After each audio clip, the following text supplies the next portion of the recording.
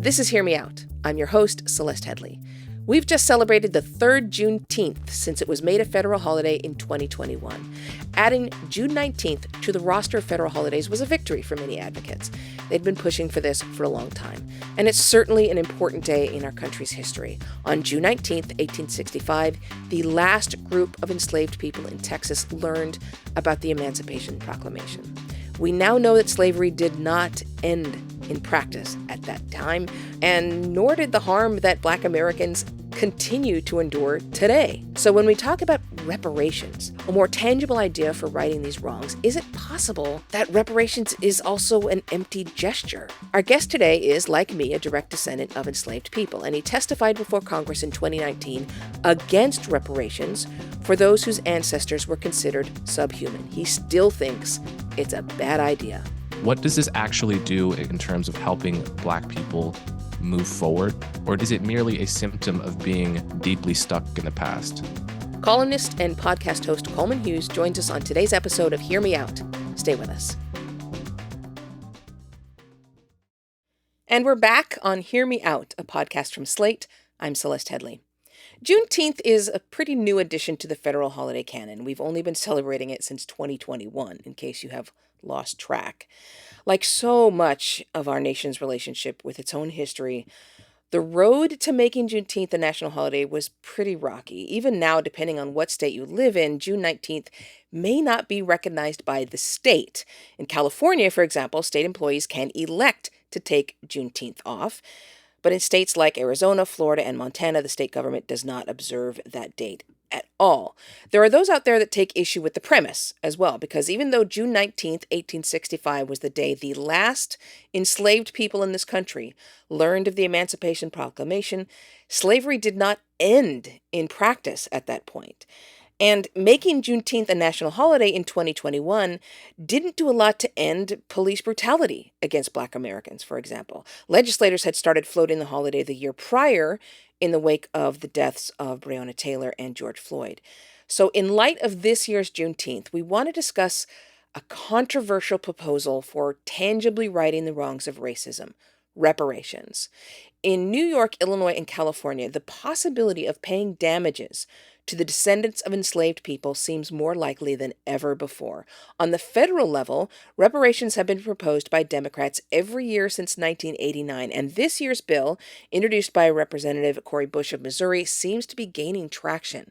These proposals are, not surprisingly, pretty expensive, but maybe it's the sacrifice we need to make as a country in order to have a better future for all Americans. Well, our guest today says no.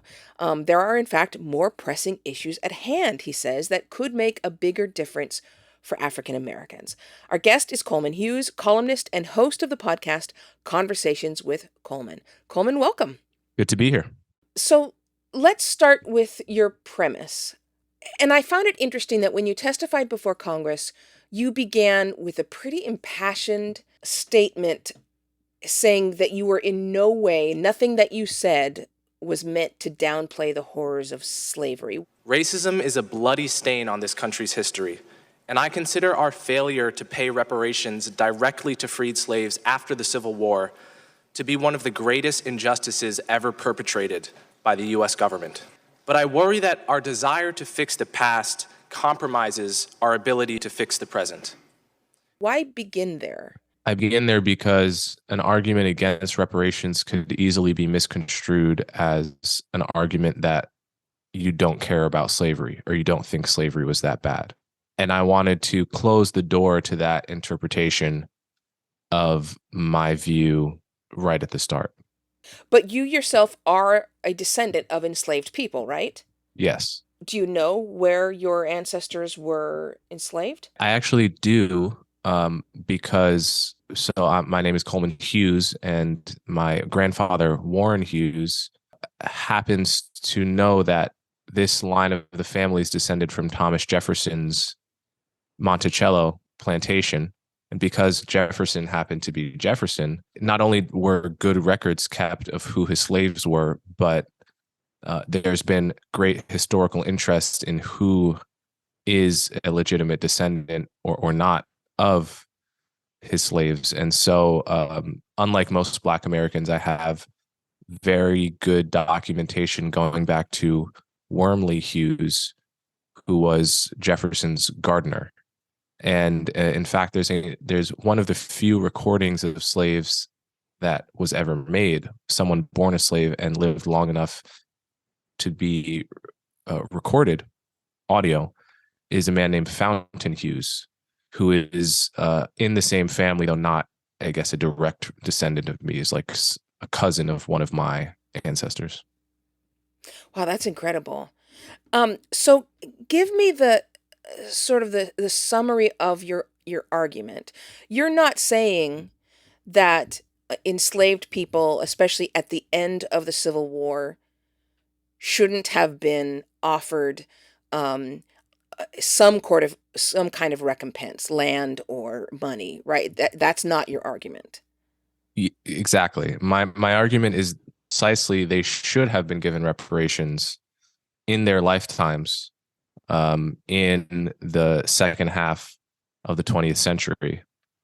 But once you miss the opportunity to give the actual victim reparations, the reparations claim does not survive forever.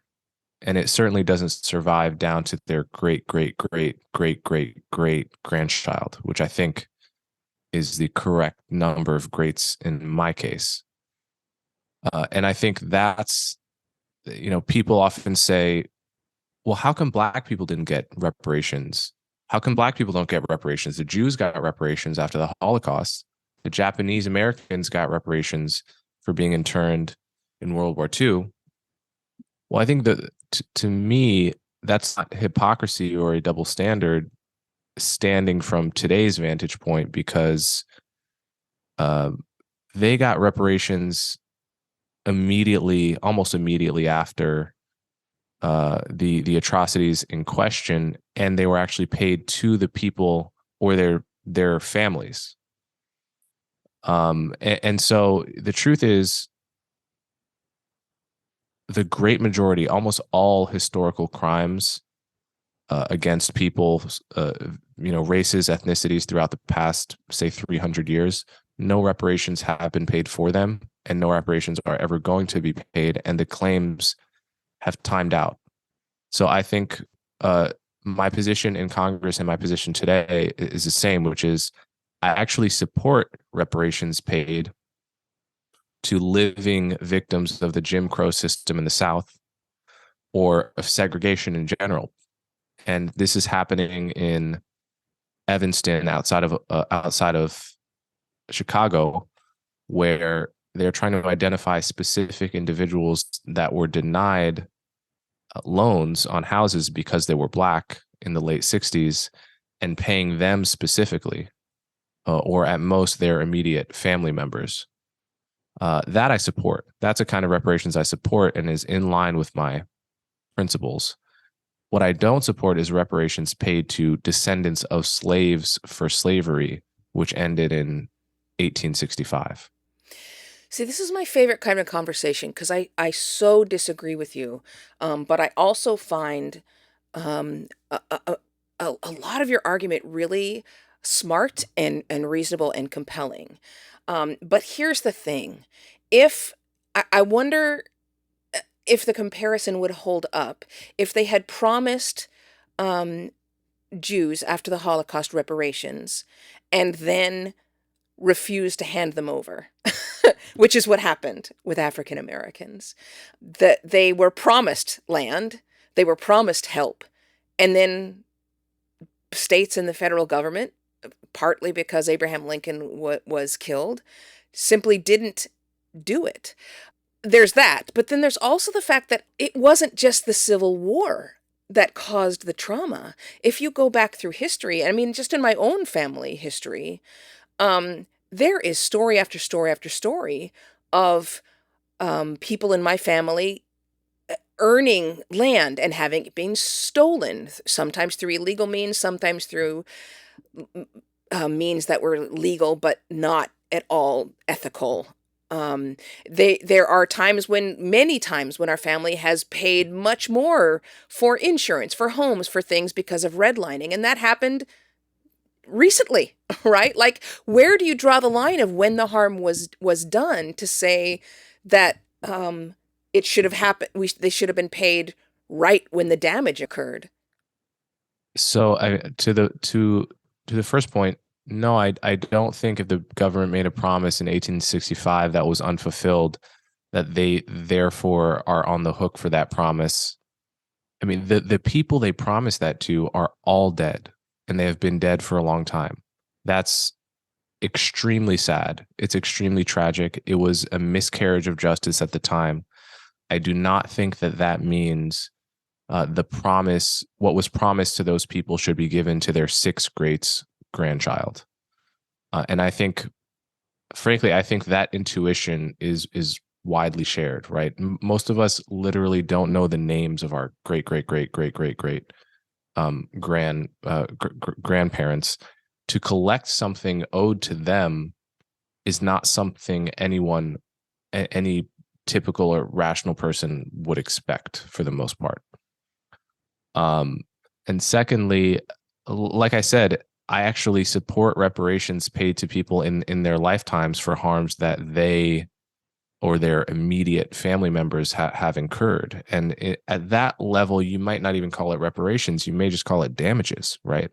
Like if laws are broken, if discrimination laws on the books are broken to your detriment, you can sue the state. And I completely support that. So if that's happened in your family, that's quite a separate conversation, I think. Okay, so they're just, I mean, we're going to kind of dig a little deeply into all the different nooks and crannies of what systemic racism has cost African Americans. But just before we go to a break, what about the issue of simply not being able to move on? The fact that even in political speeches, you'll hear African Americans talk about the 40 acres and a mule that was promised to them.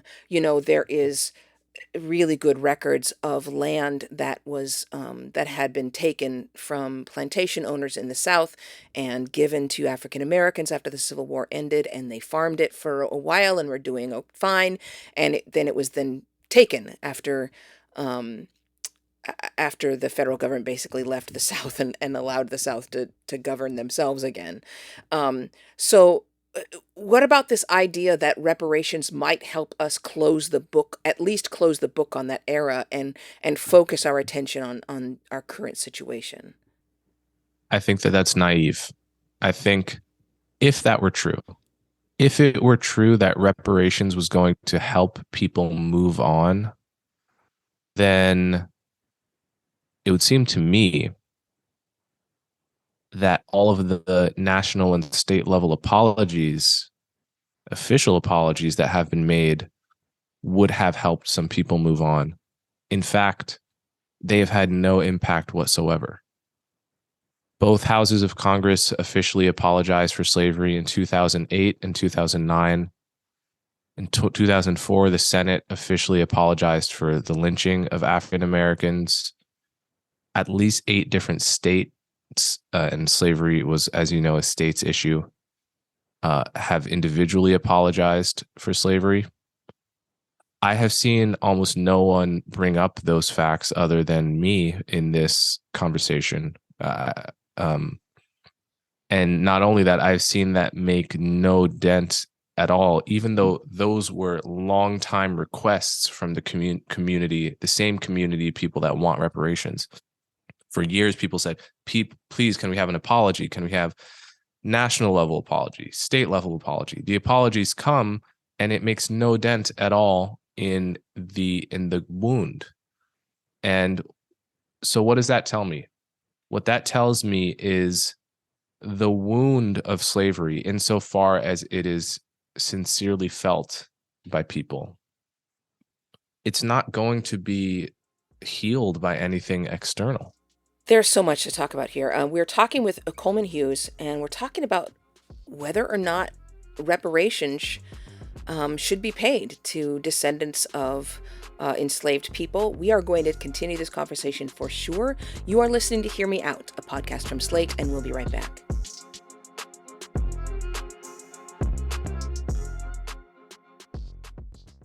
Welcome back. This is Hear Me Out, a podcast from Slate. I'm Celeste Headley, and with me is Coleman Hughes, a columnist, host of the podcast Conversations with Coleman. And his argument today is that we need to stop pursuing reparations for descendants of slavery.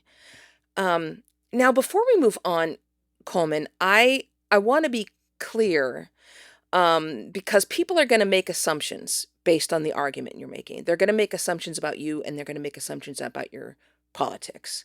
This is not you saying that systemic racism doesn't exist, or that African Americans don't need to see reforms in the system, that African Americans aren't at a disadvantage in our racist systems. That's not what you're saying.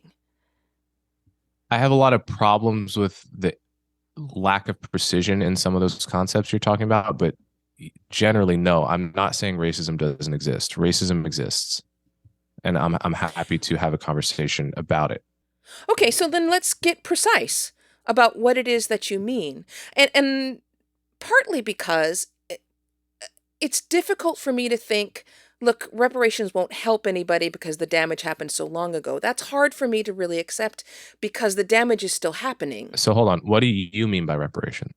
Do you mean a check, or do you mean a package of specific policies? Because people have very different pictures. When I say reparations, I think it should be both, frankly, depending on the individual. But I think that the most impactful thing would be to get some actual anti-racist policies in place that dealt with inequities in the healthcare system, inequities in the education system, the economic system, in wages and small business loans, definitely in criminal justice and law enforcement. That would be the most impactful thing. That's extremely complicated. Would I love it? Yes. Is it possible? I've been a journalist for too long to say yes to that. I think that aiming for some of that and then also sending people a check to acknowledge the depth of the harm they have suffered and the fact that they have not been able to enjoy the inheritance from their ancestors that they should have. For example, the people whose businesses were burned out in Oklahoma during that massacre, the people whose, again and again and again, we have the Eugene Race Massacre, the homes and the businesses that were destroyed in Detroit when they decided to build a freeway right through the African American part of town. Again and again and again, you see people who are not being able to build up generational wealth because they were either murdered, it was stolen, their land was taken, destroyed, whatever it may be. So yeah, some kind of recompense for the generational inheritance they lost out on, I think is perfectly okay. But a combination of the two would be ideal. So, going back to your question, what do I think reparations is? I don't know for sure. I think the conversation should be had. But I also think it should happen. Okay, so those whatever anti-racist policies you think are good for the country and good for Black people, why do you call those reparations? Is the implication that they would not be implemented but for slavery? Or is the implication that they would only go to Black American descendants of slaveries as opposed to Black immigrants? Why not just support those policies without labeling them reparations? I don't think you have to label them reparations, but because it's combined with some kind of monetary repair for the damage that's been done. I go back to, I've spent a long time looking at the Truth and Reconciliation Commission that occurred in South Africa. Obviously, that didn't solve all their problems there, but when I think about reparations, I think about restorative justice, and whatever reparations look like, to me, they have to have some element of restoration in them. Again, the disanalogy there is that what happened in South Africa happened between the actual individuals that experienced apartheid and the actual individuals that perpetrated it. Slave owners are dead, and the slaves are dead. This is we alive today could play act some truth and reconciliation style, interaction, but it's not genuine. the boat was missed. It's a tragedy. That doesn't mean that we ought to pretend that we are, able to repair that today. I think we have to get on with the project of making life as good as possible for people today, based on the problems that exist today, not based on the problems that weren't solved 150 years ago. So you say making life as good as possible for people. You're saying we need to focus on making everything equitable and fair for everyone, not specifically focusing on discriminatory practices against African Americans. I would say, I mean, my general concern is, yeah, I'm concerned about racism. I'm also concerned about poverty in general for the poor of all races. And I believe whatever policy you consider to be wise that affects, whether it's Black people or poor people, that affects people in a positive way today, well, we could implement that policy without calling reparations, right? Because it's not reparations, and it doesn't actually depend on whether your ancestors were slaves in this country, presumably. Whereas reparations would very much, it would not go to Black immigrants and the descendants of recent Black immigrants, for example. And so what you're talking about seems to me, not only does it not need to be called reparations, it actually suffers from being called reparations. It's a category error, and it's a political error, and I don't see actually the reason why one would want to attach what is actually a false label substantively to a policy, which also makes it even more difficult to push through Congress. Okay, but they are still in the process of identifying artworks, for example, valuable objects that were stolen from Jewish families during the era of Nazi Germany, and returning those objects to the descendants of the families who owned them at the time, decades and decades later. I mean, we're coming up on nearly 100 years. Yeah, there's still people alive. There are Holocaust survivors still alive. It's still quite. But that's not who they're always returning the artworks to. They're often children returning or these grandchildren? artworks to the children and or grandchildren. Okay. Are you saying we shouldn't do that? Once by the time you get to the grandchildren, it's been too long, just call it paid and let whoever stole that artwork, let their descendants keep it.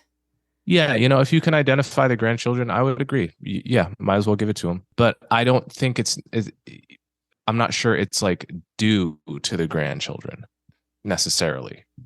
Like if Wow, it's really? easily to identify, it's certainly not the great grandchildren.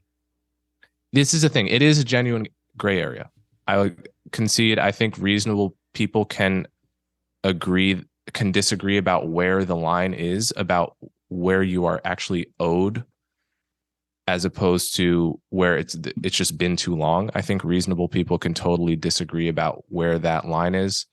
My line has tended to be like, you give it to the person, their immediate family, meaning their children, and beyond that. But maybe you think great grandchildren, but certainly you would agree that there is some point after which it no longer makes sense to say that you own what your great great great great great great grandparents owned, right? No. You think there's no line whatsoever? Absolutely. I think if somebody steals something from you, then their great great great grandchildren shouldn't get to enjoy that object. It needs to go back to the place where it was stolen. It's still a crime. But do you understand how this would absolutely derange society if you and I had to settle the scores of our great great great great grandfathers? How many crimes were committed in these eras, and how many injustices there were that now you and I are on the hook for, even though we don't know the names of the people that were allegedly bringing justice. I mean, there's no way society could function if we had no statute of limitations on historical crimes of this nature. So there are plenty of statutes of limitations. For example, murder. We can figure out we can still solve crimes even if the murderer is dead. But that doesn't mean that murderer's descendants go to prison. It simply means we establish who the perpetrator was.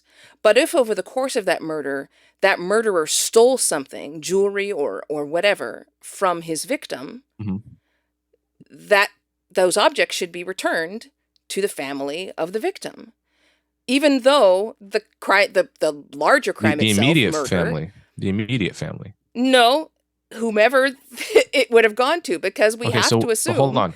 That we have to assume that. Hold on. Okay. If it's your great grandchildren, there are already so many branches likely of the family that who would it even go to?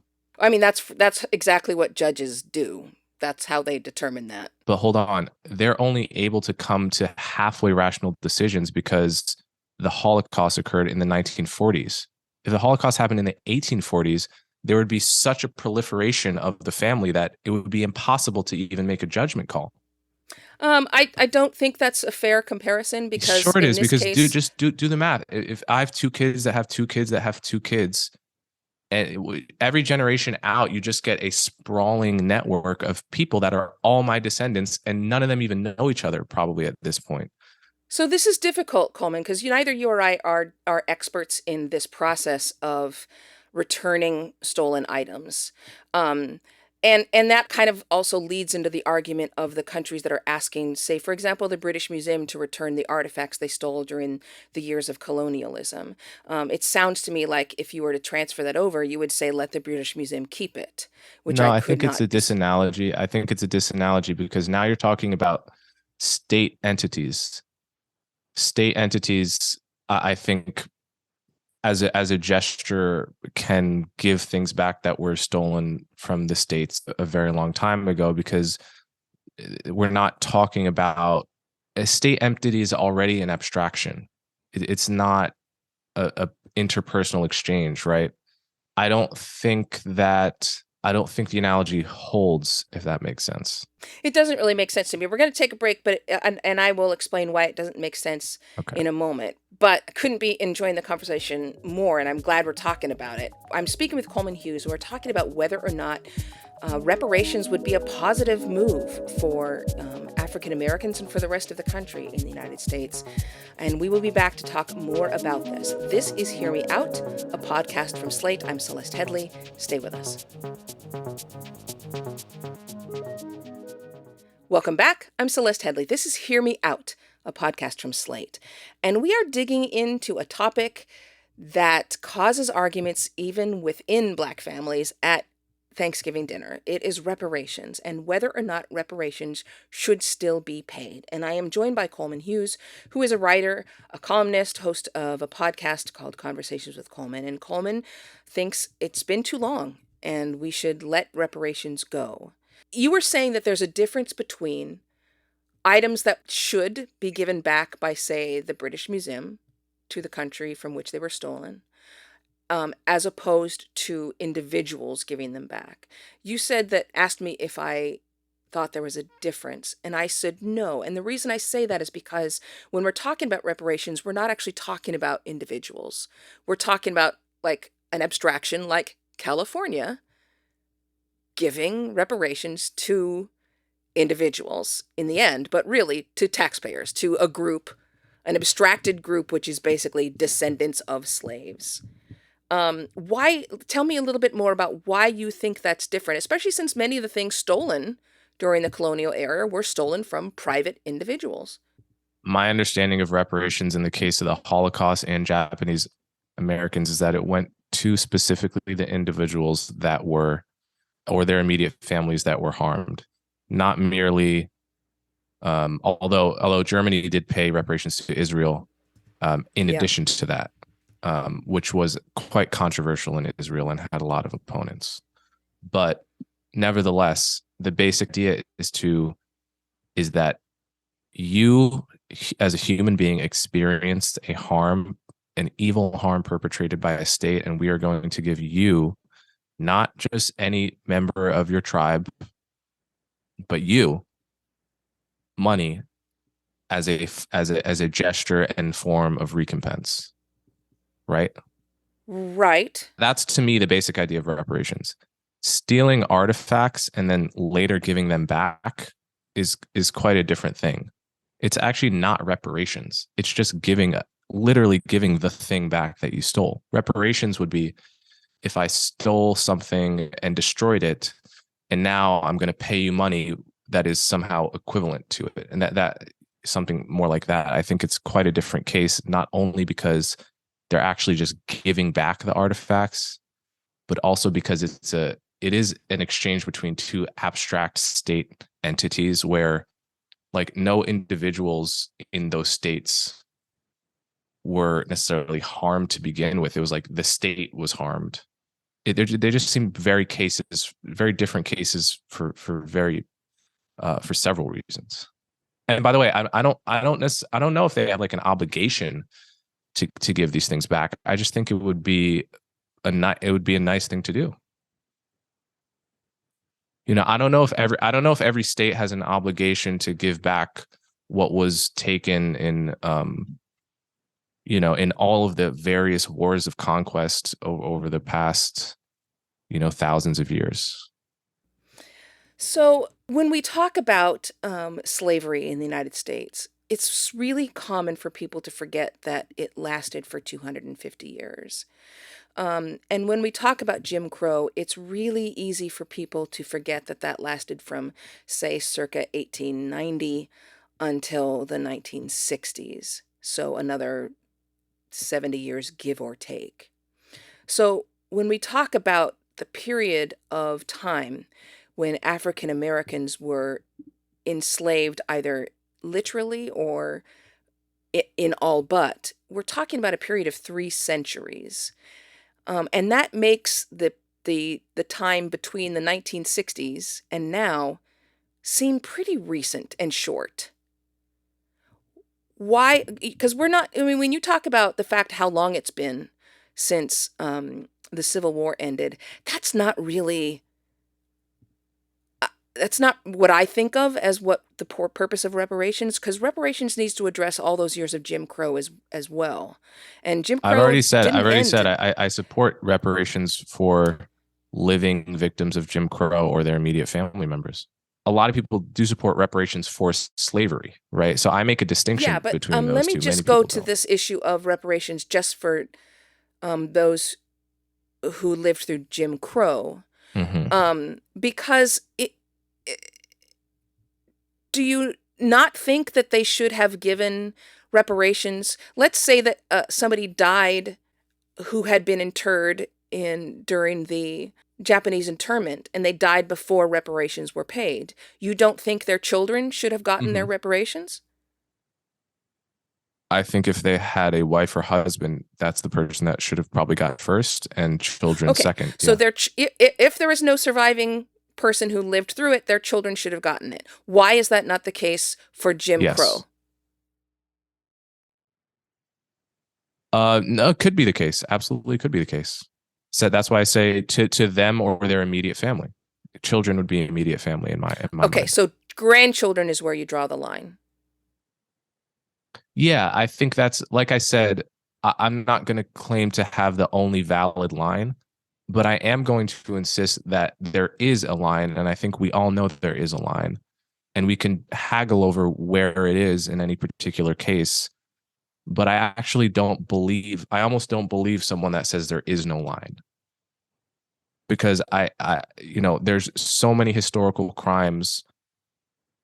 It just, in any given century in the recent past that no one is talking about trying to rectify the crimes of, because they're so distant and we don't even remember the names of our ancestors that were in them. And we have to get on with the business of living with each other. And we can barely even settle and get justice for crimes committed yesterday, much less settle the crimes committed long before any of us were born. So like I said, we may disagree on a line, and I may even be persuadable on lines, but that there is a line and that there is a statute of limitations, I think is beyond common sense. Okay. So, I mean, it sounds like you would be open to reparations being paid to the children of those who lived through Jim Crow. And since Jim Crow ended in I mean, I don't think the last Jim Crow law fell until the 1970s. Only if the parents are not alive. Yes. Okay. Yeah, as a second best, So because my grandparents are alive, I don't think my father necessarily should get anything. When was your father born? 64, but not in the South. But I mean, he still lived during the era of Jim Crow. Yeah, but Jim Crow is a state's issue. I mean, I think you're going to find sociologists and historians that would disagree with the fact that Jim Crow was relegated to the South, but I'm going to move away from that. Since we're coming to the end of our conversation, I want to talk about. I've seen you. I've seen in other interviews where you said that you feel this argument over reparations is a distraction, and I wanted to make sure we touched on that before we ended our conversation. Why do you think this is preventing it can possibly prevent us from addressing more pressing issues related to injustice and inequity? I think there is a difference between learning about the past, having a deep respect for the past, and obsessing with the distant past. And I know that there is a line of thinking out there, for instance, in the 1619 Project. There's which maybe I don't have to introduce to this audience necessarily, but if I do, it was, the New York Times huge project they released in 2019, headed by Nicole Hannah-Jones, series of essays and poems and so forth, designed to center slavery in the narrative of American history and symbolically think of the country as having started in 1619, when the first, I guess, really indentured servants at that time were brought over from Africa, rather than in 1776. There's a line of thinking which has become so obsessed with a kind of grievance archaeology, I would call it, locating the source of all modern ills in the ills of the past. So I'll give you one example from the 1619 Project. There was an essay by Matthew Desmond, who I believe is a Princeton sociologist, where he talks about how the legacy of slavery includes the rows and columns in an Excel spreadsheet because slave masters used similar rows and columns to count the profits and do slavery accounting, basically. And I read this, I think to myself, how is it useful for me to look at an Excel spreadsheet and think of slavery? Because slave masters also happen to use rows and columns when accounting for the profits of the slave trade or of slave labor. Is this really a useful line of thinking? What does this actually do in terms of helping Black people move forward? Or is it merely a symptom of being deeply stuck in the past? I think that we all know people in our lives that have been unable to move past certain traumatic events, who remain stuck. And we know other people who experience those same traumas and somehow process them and move forward in a healthy way. So I would like for Black America to be more in that second category than in that first category. That's what I mean. Yeah, I read that thing from Matthew Desmond very differently, and to me it sounded like he was just explaining how deep was the influence of the slavery system in And the yet even plantation that system. point But makes little. Am I really to believe the concept of rows and columns is unique to slavery as opposed to accounting in general? Well, I mean, It's absurd. neither you nor I are sociologists or historians. So I'm gonna not make that argument unless I have done the research to know the answer to that. But I will, before we go, let me Come just on. ask you. It doesn't No, require an expert to it does, know actually. It that really does. Coleman, that come on. the mere use You can't. of rows and columns, Yeah, the it mere does. use of rows and columns, one of the most rudimentary accounting tools ever, has nothing intrinsic to do with slavery, much less American Yeah, slavery. I can't answer that. I don't know. Just in the same way that zero, Well, which I is now can. ubiquitous, had to be invented at some point. Everything had to be invented. But I think you'll find a lot of people will have strong opinions about this conversation, and some of them, as you say, are going to strongly agree with you. And I think that's fair. And I also think this debate is healthy, and it's okay to walk through all of these topics without, getting ticked off at each other. So I really appreciate your coming on and talking about it. I agree very much. I really appreciate you having me on.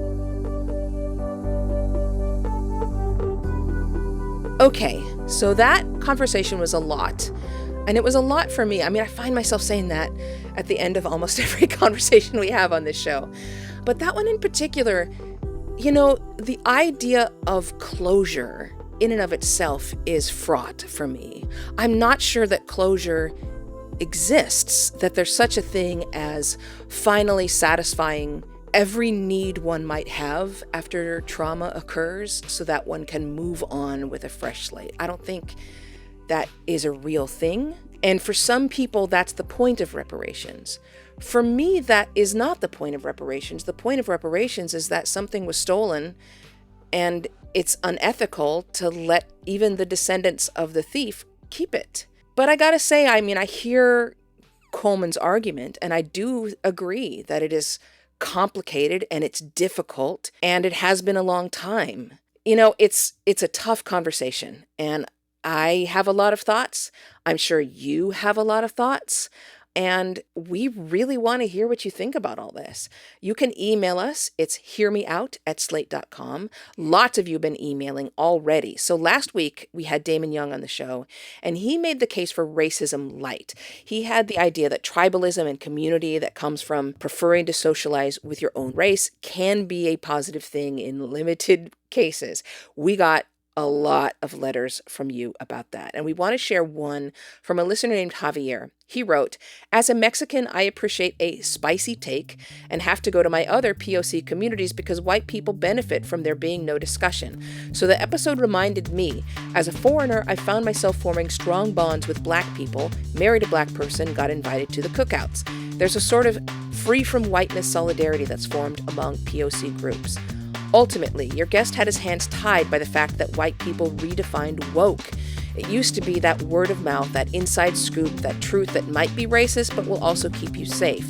We would call it maña, which window to go to at the DMV, which road is heavily policed, which stores will follow you while shopping. All this to say, having an alternative, non-white culture is valuable to all of us, and having this stolen in favor of integration is a crime, like stealing woke." And I gotta say, Javier, you have put that perfectly. And I think in a couple places here, you articulated this even more confidently than Damon did. So thanks for writing in. We talk about a lot of really challenging opinions on the show, and we are sure that you have your own takes. We love hearing them, so please email us. It's hearmeout@slate.com. Hear Me Out is a podcast from Slate. The show is produced by Maura Currie. Ben Richmond is the Senior Director of Podcast Operations, and Alicia Montgomery is VP of Slate Audio. I'm your host, Celeste Headley, so until next time, speak your mind, but keep it open.